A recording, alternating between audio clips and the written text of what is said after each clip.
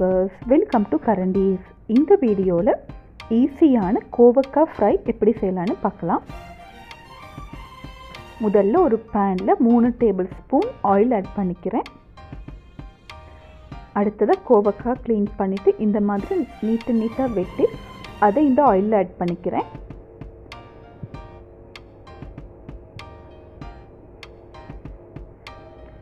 எல்லா பக்கமும் நல்ல ஆயில் படுற மாதிரி இந்த மாதிரி ஸ்ப்ரெட் பண்ணி விட்டுக்கோங்க. விட்டதுக்கு அப்புறமா இந்த கோவக்காய் நல்ல கிறிஸ்பி ஆகுற வரைக்கும் இதை இந்த மாதிரி மிக்ஸ் பண்ணி விட்டுட்டு இருக்கலாம். இடையில நீங்கள் இந்த மாதிரி மிக்ஸ் பண்ணி விட்டுக்கோங்க, இல்லாட்டி அடி பிடிச்சிடும். கொஞ்சம் கிறிஸ்பி ஆகும் போது இந்த கோவக்காவோட பச்சை மிளகாய், வெங்காயம் இது ரெண்டையும் ஆட் பண்ணிக்கலாம்.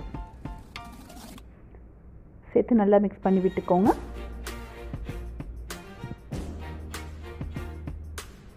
அடுத்ததாக கருவேப்பிலை கொஞ்சம் ஆட் பண்ணிக்கலாம்.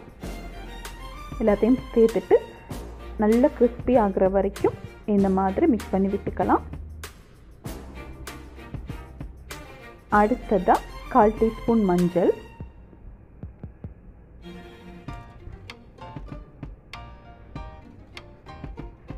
மஞ்சளும் ஆட் பண்ணிட்டு நல்லா இந்த மாதிரி மிக்ஸ் பண்ணி விட்டுக்கலாம். அடுத்ததாக காரத்துக்கு ஏற்ற மாதிரி மிளகாத்தூள் ஆட் பண்ணிக்கலாம். நான் 2 டீஸ்பூன் ஆட் பண்ணிக்கிறேன்.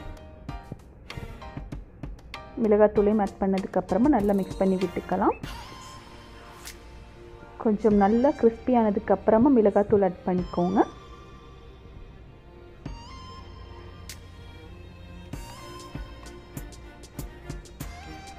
அடுத்ததாக தேவையான அளவு உப்பு ஆட் பண்ணிக்கலாம்.